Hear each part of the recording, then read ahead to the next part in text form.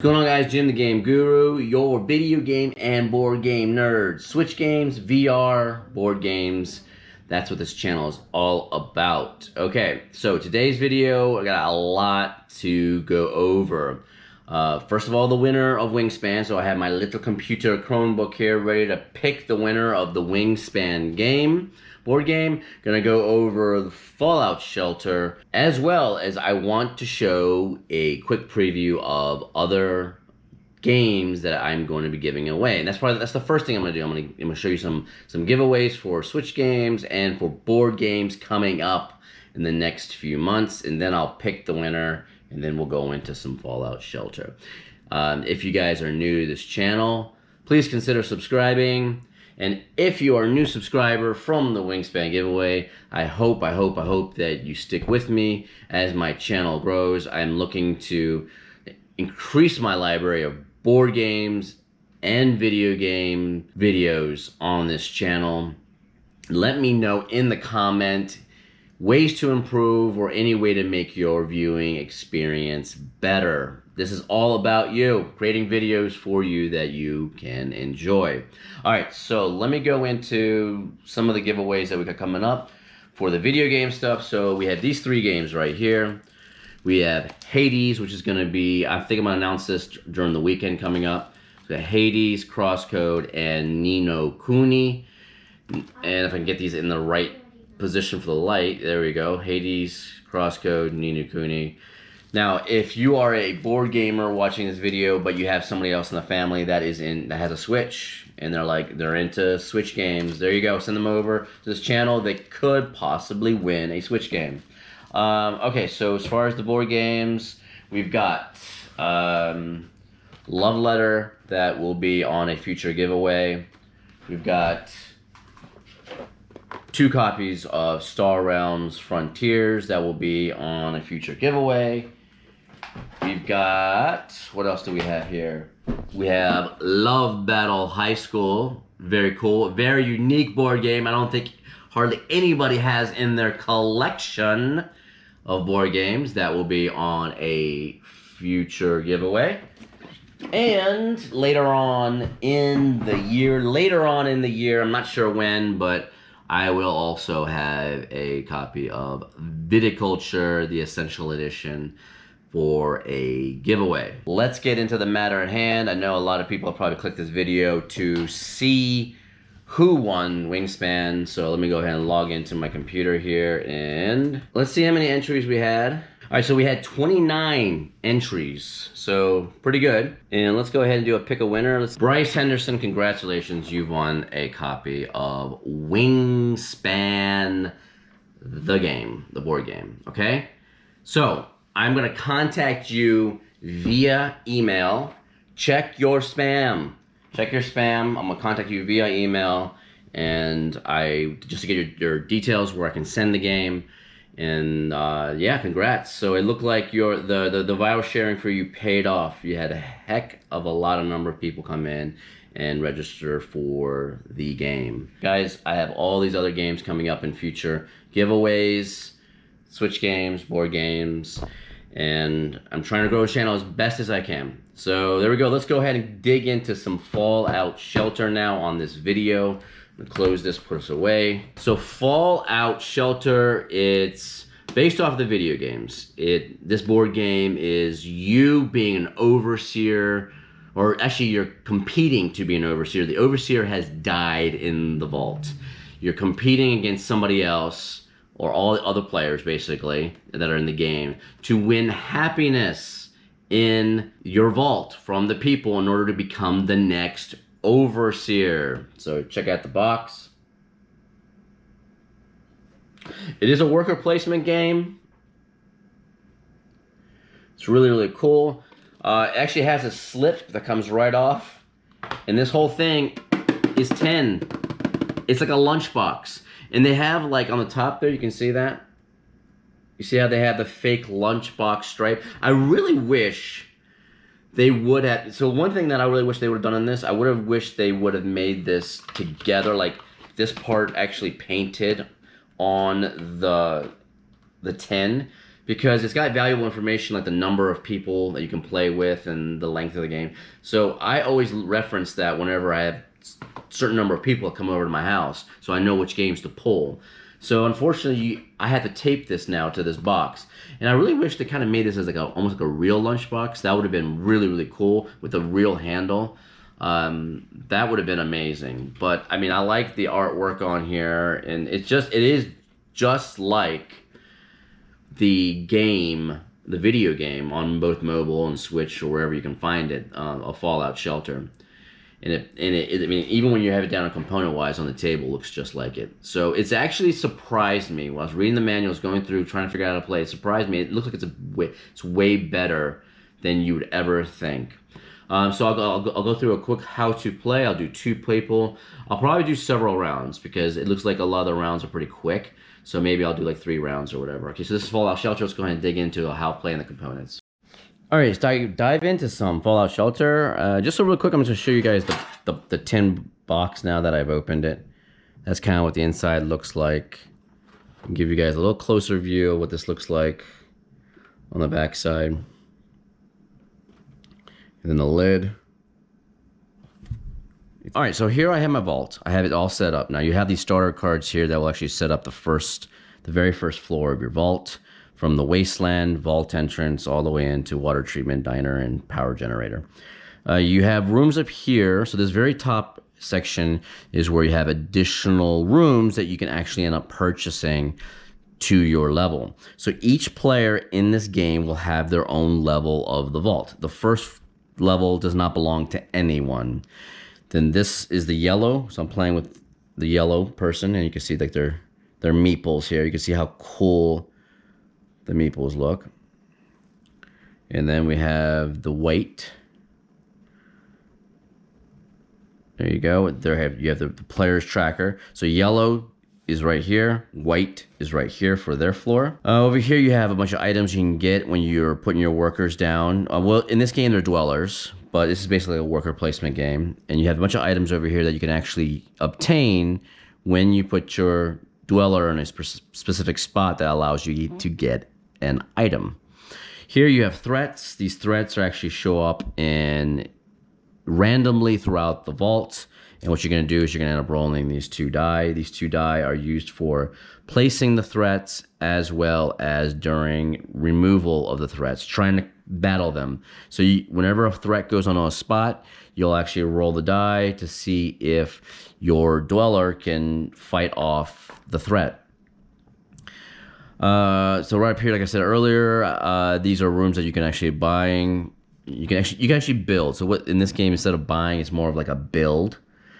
So down here on the very bottom right, you'll have the requirements. This requires 2 food resources and 3 energy resources to make. And then whenever you build a room, you're going to put it on your level of the vault. The end condition for this game is the first person that builds 3 on both sides of their elevator, or when the threat deck is completely depleted. That is when the last round gets signaled. Up here, I know it's kind of off the camera, but you can kind of see it a little bit, is I have a supply for cubes. These cubes here are used for tracking resources on your player board. And then you also have a thing over here of happiness tokens. Now this game, you have to get happiness from your people in your vault. And the person with the most happiness, I mean, I guess you can call these victory points, I guess, will end up being the victor. Take a look at the manual real quick. This manual is very, very short. It's super, super easy to read. I like the way it's presented. It's got a nice look to it. It goes from setting up your vault all the way to explaining a lot of placing the dwellers, the resources, happiness, getting new dwellers, building rooms, the threats, and so on. It kind of goes all in it. It's a very, very easy read. I mean, I read through it once really quick, and I was able to really figure out how the game is played. And then at the very back of it, it gives you a icon reference, and it tells you what each one of the icons on the cards will actually mean. So manual, very well done.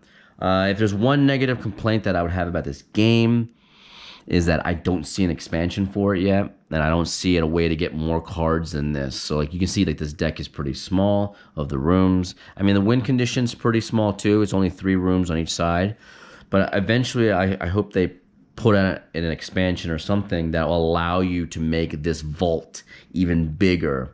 Because in the actual video game of Fallout Shelter, you could actually have a humongous vault and put a bunch of rooms. So it's very limited in that aspect. But as far as sticking true to the way that it looks in the video game, it does a good job. This right here is the first person player token. So I am going to go ahead and make yellow first person player. Now, you see the word special here, which is just like in the game. So if I bring up the player mat, you can see special. And then these are all your resources that you can get throughout the game. Now, special here is a way to train your dwellers. And I'll show you on how to level up and train your dwellers. But when you do that, you can actually put your dweller on one of these, letters here in the word special. And if you end up taking the dweller from this spot in a future round and sticking it on a letter that matches the letter on this player board, then you'll actually get double the resources from that room. Okay? And as you grow this vault, and if you play with 3 or 4 players, it'd actually be deeper. It would be a lot deeper because there's 2 more elevators that you'd stick to the vault, right? You have a blue and like I guess it's a gold or something. I don't know what that is. And if you end up putting your dweller on a spot, on a room that is on somebody else's floor, you actually give that person a choice of any resource they want. So that's the benefit that a different player gets when you end up using a room that they put on their floor. Unless, there's one exception to the rule, unless there's a threat on a room that is on their floor and you end up putting your dweller there to get rid of the threat. In that case, they do not get a resource of their choice. All right, so let's go ahead and fire off. I'm just gonna do a few rounds so you guys can see how the game is played. It's actually pretty simple. So I'm gonna start off with yellow, the first person. Now I'm not gonna roll for threats because you don't roll for threats on the very first round. You roll for threats on the second round forward. When you start off the game, you only get 2 of these meeple characters, and then as the game goes on, you'll end up getting more. Okay. So I am going to, what am I going to do with yellow here? I think what I'm going to do is I will probably stick them right here on the water treatment, and we'll go ahead and get a water. So there you go. On the top of the card of the room, so we kind of just describe the rooms.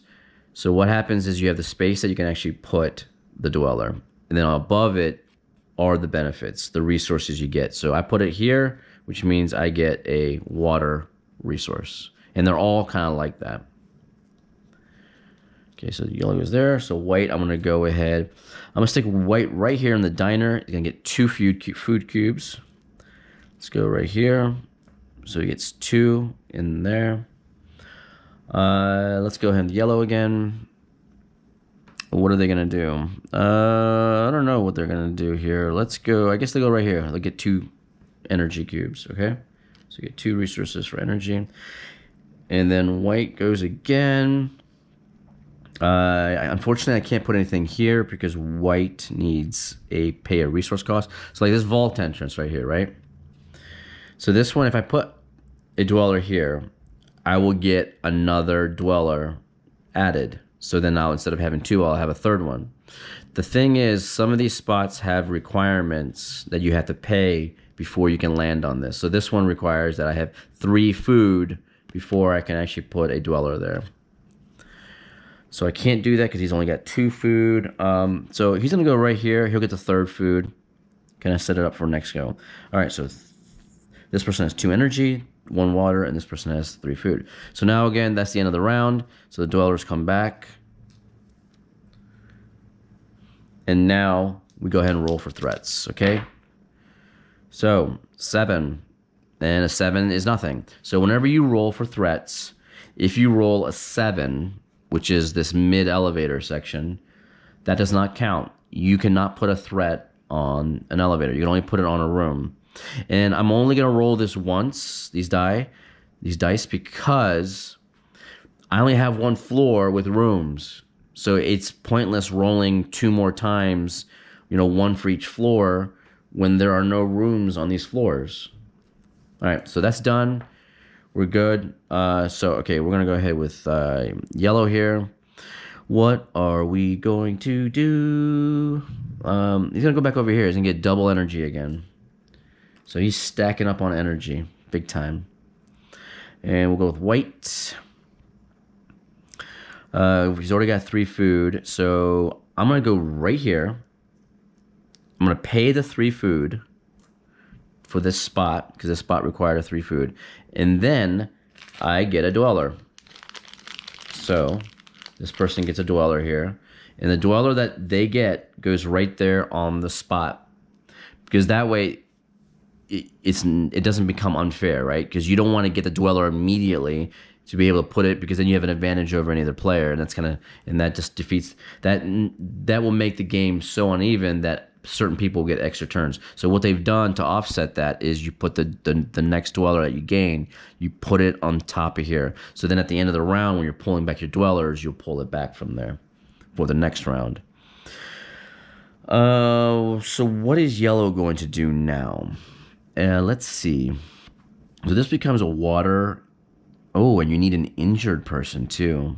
Wow, that's interesting. You need water, food, and injury. So we're going to go here to get 2 food. So yellow is stacking up on resources like crazy. And white's going to go, and what's white going to do? I think white's going to go over here at the vault door. They're going to get the first person token, and it goes over here. And the other thing is their character, their dweller, becomes trained in the L spot right here, okay? In the L spot. That's it. All the dwellers come back. Now white has 3 dwellers. Yellow only has 2. White ended up getting the first person token, and now they get to go.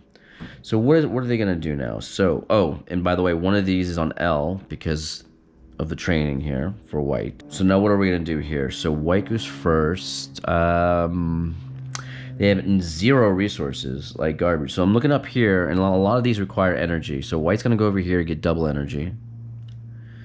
Yellow's going to go ahead. Now, what are they going to do here? So they've got 4 energy, 2 food, and 1 water. Are there any of these that have... Oh, look at that. Look at that. So yellow's going to go here, and they're going to build themselves a room. So they're going to do the Nuka-Cola bottler. And what it does, it requires 3 energy, 1 food, and 1 water. Okay? So what they're going to do is they're going to pay the 3 energy because they have 4. They're going to pay 1 food, and then they're going to pay 1 water. They're going to put that room on their floor, and they're also going to get 2 happiness from that, because when they built that, they get 2 happiness. And there you go. So now they get 2 happiness tokens, just like that. Okay, so white, and then what we do is we flip up another room, and now we have the armory. And the armory gives you any resource and a training MP, or you get a happiness token if you have 2 waters to spend. So we'll get the armory there. So what are we going to do now with white here? Now white has the advantage because they have 3 dwellers right now, which is fantastic for them. But their training is only on L for this. Now whenever you train a dweller and they end up acquiring one of these spots in your special track, you can only use their training 1 time. So when you put them down, it's gone. So that's one thing you got to remember. So you need to take advantage of that as much as you can. And I'm going to do that because there's only 1 L. And since they're on L here, they get double the resources. So I'm going to put it here. It's 1 energy, but I get doubled because of the training in L. So they get 2 more. So yellow's going to go here. And yellow seriously needs they're going to go here and get a double food. They seriously need another dweller. Because if they don't get another dweller, there's going to be problems. Okay, because white is just going to run away with this thing. White is going to go here. This is a room in yellow's floor, and he gets two food and 1 water. Now yellow gets to pick any resource they want because of the fact that he's using the room there on their floor. There we go. Now one thing I forgot to do is on the beginning of this round, I forgot to roll for a threat. So let me just do that really quick. I'm hoping it's not going to screw up anything. No, it's not going to screw up anything. So that's fantastic. So let me just put this there. I forgot to roll for a threat. Now you can see how the threat replaces that area. So now this is the 8th spot. And you see this gives you water. But now this threat is a fire there. And that replaces it. So if anyone puts the fire out, they get a happiness token. Now whenever you roll the die, for each floor, the number on the die, the total number on the die is the spot. So this is spot 1, 2, 3, 4, 5, 6, 7, 8, 9, 10, 11, and 12. You won't be able to put anything on the very last spot over here because there's no 13. So 12 to 1 are the spots you can put your threat. And I'm glad that didn't mess anything up in the game because it was just a spot that I wasn't going to anyway. So I pulled everybody back. And now let's go ahead and roll threat for this next round. You won't forget it this time. 11. So here we go. We got 11. 11 on this floor is right here. So you got mole rats in the diner. Well, that's unfortunate. And now I'm going to roll for this floor now because this floor has 1 room that I could possibly put it on. And that is actually 2 spots, 5 and 6. So if a 5 and 6 come... Oh, and there you go, a 6. Holy cow. Holy moly. So 6 right here. The rad scorpion is now on this. So now if you look at the threats, you have to, in order to get rid of the threat, you would have to put a dweller here that would be able to roll a 9+. So this threat requires a 9+ on a roll to remove this rad scorpion. We're gonna try it. We're gonna try to do some removals here. Let's see. All right, so white's gonna go first. They're gonna go over here on the outside over here, and they're gonna pay 1 water in the wasteland. Okay, let's pay 1 water. And they're going to get an item. And the reason why they're going to get an item is because they might need it for a battle. So we're going to go ahead and get the minigun. So the minigun, whenever you use this, you add 3 to the results. So you need to exhaust before fighting to add 3. And exhaust is kind of like what you've seen in other card games like Magic the Gathering or Keyforge or whatever, where you're kind of tapping it. So when you haven't used it, it's like this. But when you exhaust it, you tap it to the side. Okay? So this is white's. This is white's item. They have the minigun there. Yellow's going to go ahead and go now. So what is yellow going to do? If they go here, they can spend. So they're going to go here, and then they're going to spend their 1 water resource they have to get rid of the fire. So they get rid of the fire. By getting rid of this fire, they get a happiness token. So now yellow has 3 happiness tokens. Haha. All right, so white's going to go now.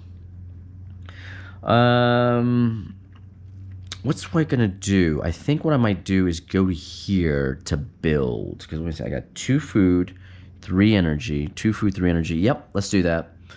They're going to build the garden. They're going to build the garden on their floor. It costs 3 energy and 2 food. So let's go ahead and put it right here. Or, you know, if we want, we can put it right here too. It doesn't matter.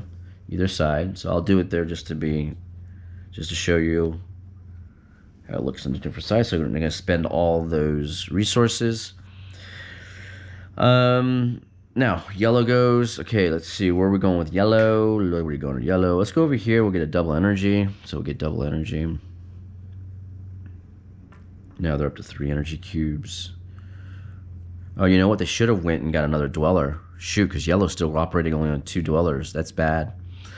Okay, so then white goes. Now let's try something different. Let's go over here to the Rad Scorpion. We need to roll a 9 in the Rad Scorpion to get rid of the Rad Scorpion in this room. Now, I'm going to go ahead and tap the minigun. I'm going to exhaust that before the fight to add 3 to my roll, because if this is a sucky roll and I get short of 9 by a little bit, I want to be able to add 3 to it. So here we go. Perfect. And I'm glad I did that, because I did not roll 9 at all. I rolled 7.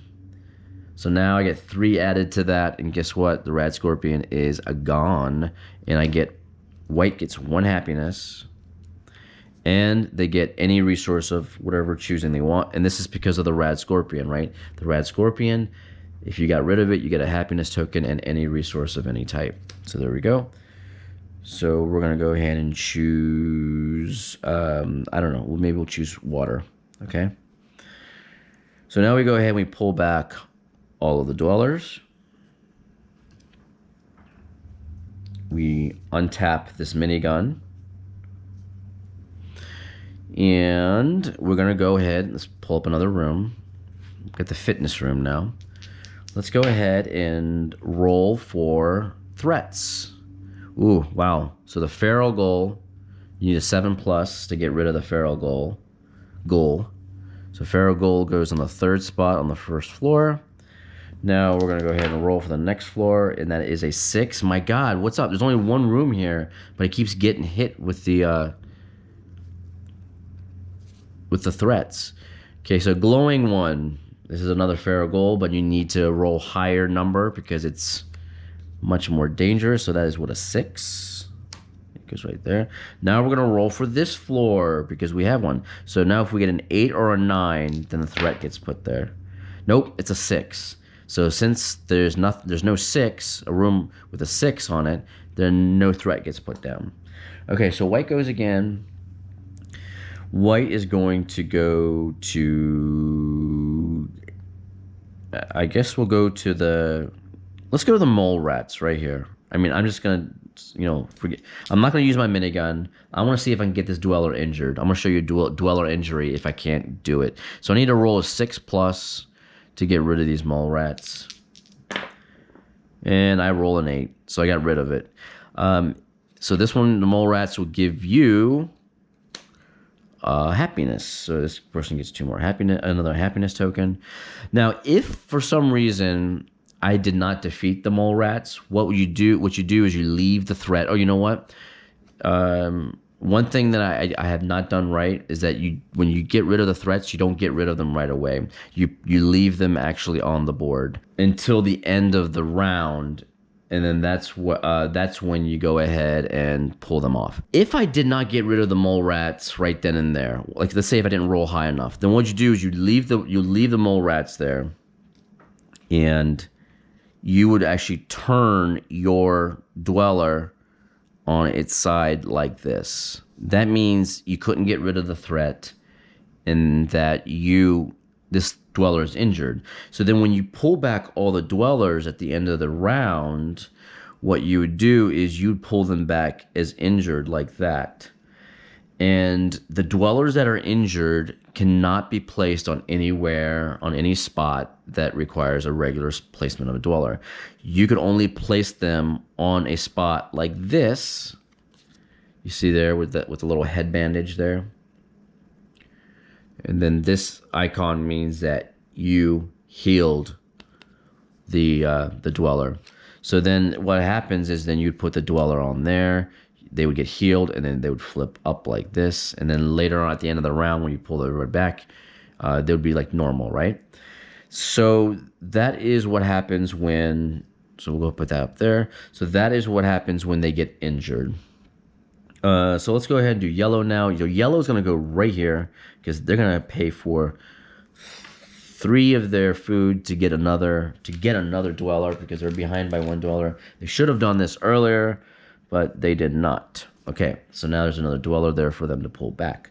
So white is going to go, and what are we going to do? What are we going to do? What are we going to do? Let's go right here, and then they'll gain 3 food resources.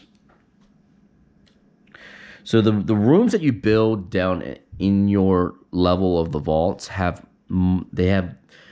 they give you a better chance of getting more resources. So up here it's kind of like, oh, you know, you get ones or twos or whatever.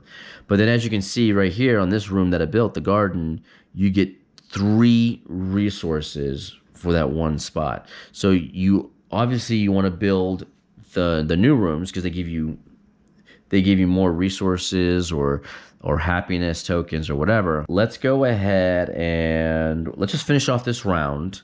I think I just did white there, right? Let's just finish off the round, and then we'll, let's see, where am I gonna go with this? I don't know. We'll go here and do a food and a water.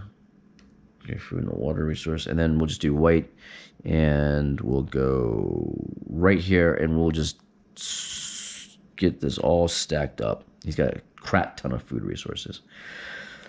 So that's how you play this game. That is how you play this game. It's really simple. The mechanics are simple. Oh, you know, I was supposed to flip this up over for another gun. Okay, look at the missile launcher. Exhaust after fighting to reroll both die. Huh. That's kind of cool. But yeah, it's very simple. You know, it's a worker placement. You just put down your workers where, well, they're dwellers in this game, obviously, and into spots and gain resources. And I really like how it sticks to the way that Fallout Shelter was in the video game. And I think they've done a great job on the cards. The cards look great.